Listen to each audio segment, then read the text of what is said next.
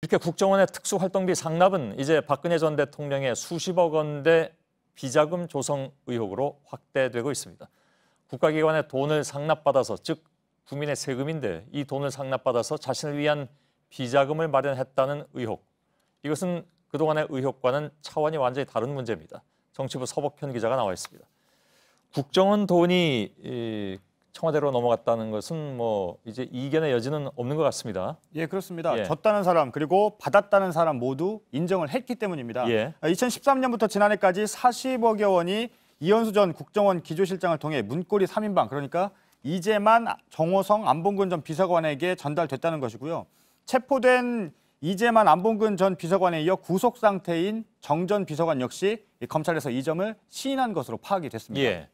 자, 사실은 이제 돈이 건너갔다는 것만 해도 충격적인 일인데 예. 돈의 성격이 이제 굉장히 문제가 됩니다. 이게 가령 뭐 업무를 위해서였는가 이것도 사실 문제가 되죠. 그렇죠. 국정원에서 간 돈이기 때문에. 예. 근데 그게 만일에 비자금 조성의 목적이 있었다, 이건 또 완전히 다른 문제가 되기 때문에. 예, 그렇습니다. 그런데 검찰은 이 박 전 대통령의 비자금으로 강하게 의심을 하고 있습니다. 예. 역시 가장 큰 근거는요, 박 전 대통령의 지시였다는 이재만 전 비서관의 진술인데요. 예. 좀 더 풀어주면 박 전 대통령의 지시로 국정원 돈을 받았다. 금고에 보관하다가 박 전 대통령 지시를 받고 박 전 대통령에게 전달했다. 이런 내용입니다. 그러니까 국정원에서 상납을 받고 또 사용한 것 모두가 박 전 대통령의 지시였다는 겁니다. 공식 업무비라면 결제 라인인 비서실장의 지시를 받았을 텐데 이 돈은 박 전 대통령이 직접 개입한 단서가 나온 겁니다. 예. 국정원에서 돈 받아오라고 비서실장이 시키는 것도 사실 그것도 좀 문제인데. 문제죠. 예. 예, 알겠습니다. 돈 전달 방식 자체도 이미 청와대 공식 업무를 위해서였다고 보기는 어렵습니다. 예를 들어서 무슨 첩보 작전 하듯이. 예. 예. 그렇죠. 예. 5만 원권이 007 가방에 담겨져 전달됐다는 것인데요. 말씀하신 대로 공식 업무를 위한 떳떳한 돈이었다면 이렇게 영화에서나 보는 방식으로 은밀하게 몰래 전달되지는 않았을 겁니다. 예. 더욱이 오늘 국정원 국정감사에서 서훈 원장은 이 돈을 특수공작 사업비라고 설명했습니다. 그러니까 대북 공작 등에 써야 할 돈이 청와대로 건너간 겁니다. 예, 특수공작 사업비에 대해서는 조금 더 좀 알아봐야 되는데 예. 대북 공작 사업비도 되고 예, 그렇죠. 또 아까 잠깐 나온 얘기로는 국민의 안전을 위해서 급히 써야 될 경우에 빼서 쓴다, 이런 얘기도 있다면서요. 그렇죠. 예. 그것을 위해 마련해둔 돈이었는데 예. 청와대로 갔다는 설명입니다. 그래서 특수공작 사업비는 아까 이제 브리핑에서 나온 얘기로는 예. 돈이 남는 경우도 있고 예. 모자란 경우도 있다, 이렇게 얘기가 나왔습니다. 예. 남는 경우라 해도 그걸 빼서 쓰선 안 되는 거지만 그렇죠.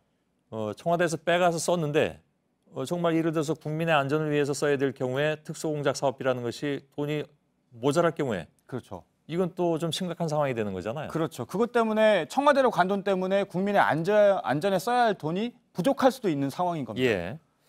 그 공식 업무를 위한 돈이었다면 이거 지금 아니라고 계속 얘기가 나오고 있습니다만 예. 합리적인 의구심으로서. 예. 근데 이게 만일에 이제 공식 업무를 위한 돈이었다면 작년에 국정농단 이후에 갑자기 중단했을 리도 없는 거기 때문에 그렇죠. 그것도 하나의 단서가 될 수 있을 것 같습니다. 그렇습니다. 안봉근 전 비서관의 진술인데요. 지난해 국정농단 사건이 불거진 후에 국정원에 돈을 그만 보내라고 했다. 이렇게 검찰에 진술을 했습니다. 말씀하신 대로 이 청와대 공식 업무비라면 국정농단 이후에 굳이 중단할 일은 없었을 것이고요. 예. 또 이때 안전비서관의 위치가요, 홍보비서관이었습니다. 그런데 홍보비서관이 국정원에 연락을 해서 돈을 그만 보내라 이렇게 지시를 했기 때문에 예. 그 돈의 성격에 더욱 의혹이 제기되는 겁니다. 예. 검찰 역시 이 돈을 비자금으로 보고 있다는 건데 오늘 혐의만 봐도 그렇다, 그런 얘기입니까? 그렇습니다. 뇌물죄를 적용했습니다. 두 비서관에게요. 예. 뇌물은 직무 관련성, 특히 대가성이 담겨 있습니다. 그러니까 향후 각종 편의를 보장받기 위해 상급기관인 청와대에 돈을 줬다는 얘기인데요. 공식 업무를 위해 돈을 제공했다고 본다면 검찰이 뇌물죄를 적용하지 않았을 겁니다. 특히 막강한 권력기관인 국정원이 돈을 건넸다면 박 전 대통령을 직접 겨냥한 것으로밖에 볼 수 없는 상황입니다. 예. 자, 결국은 박 전 대통령의 비자금으로밖에 볼 수 없는 정황들이 계속 나오고 있는 것은 맞는데, 근데 이제 결론까지 가는데 핵심 인물이 있다면 누굴까요? 일단 이현수 전 기조실장? 그렇습니다. 국정원의 기조실장은 굉장히 막강한 자리죠. 그렇습니다. 게다가 이 사람은 4년 내내 그 자리를 잘 지켰습니다. 그렇습니다. 예. 말씀하신 대로요. 이 박근혜 정부에서 남재준, 이병기, 이병호 국정원장 체제로 계속 바뀌었는데 지난 정부 내내 이현수 실장은 국정원의 조직과 예산을 맡는 기조실장을 계속 맡았습니다. 누구보다도 돈이 나가는 과정을 잘 알고 있는 건데요. 이 문고리 3인방에게 준 돈 외에 청와대 여론조사 비용의 제공 경위도 알고 있고요. 특히 예. 또 다른 추가 상납이 이 전 실장의 입을 통해서 확인될 수도 있기 때문에 매우 중요한 인물입니다. 예. 자, 이 전 실장은 최순실 씨와도 관련이 있지 않습니까? 그렇습니다. 좀 오래된 얘기긴 한데요. 예. 특검 조사 과정에서 나왔는데 이 최순실 씨에게 전달됐다는 기조실장 후보 문건에 이 전 실장의 이름이 있었던 것으로 조사가 됐습니다. 예. 또 임명 당시 이 전 실장이 국정원 직원들에게 주식 투자를 권유해서 논란이 있었는데 청와대는 당시에 검증했던 내용이라면서 임명을 강행했습니다. 예. 자, 그럼 그 이후에 또 다른 키맨이 있다면, 예. 핵심 인물이 있다면, 또 꼽아보면요. 소환 순서로만 보면 남재준 전 원장이 먼저일 것으로 보입니다. 순서상으로요. 그런데 후임인 이병기 전 원장이 오히려 키맨이 될 수가 있습니다. 내용을 보면요.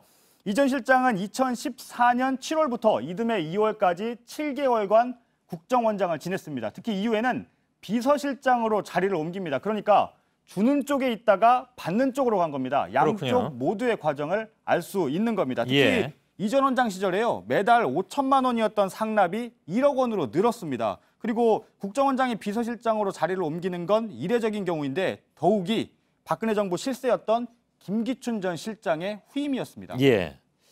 자, 지금 누차 말씀드리지만 그 돈을 어디 갖다 썼느냐, 예. 이게 가장 큰 문제인데 이게 수사에 따라서는 파장이 어디로 튈지 알 수 없는 그런 상황 아니겠습니까? 그렇습니다. 예. 일단은 돈의 성격과 연결이 되는 것이죠. 직결되는 것이죠. 어디다 썼는지는요. 그리고 만약 박 전 대통령의 지시로 불법적인 곳에 사용이 됐다면 사건은 또 다른 국면이 될 수가 있습니다. 예. 그 열쇠는 역시 박 전 대통령을 가장 가까운 곳에서 보좌했던 문고리 3인방의 입이라고 할 수 있겠습니다. 예. 서복현 기자였습니다.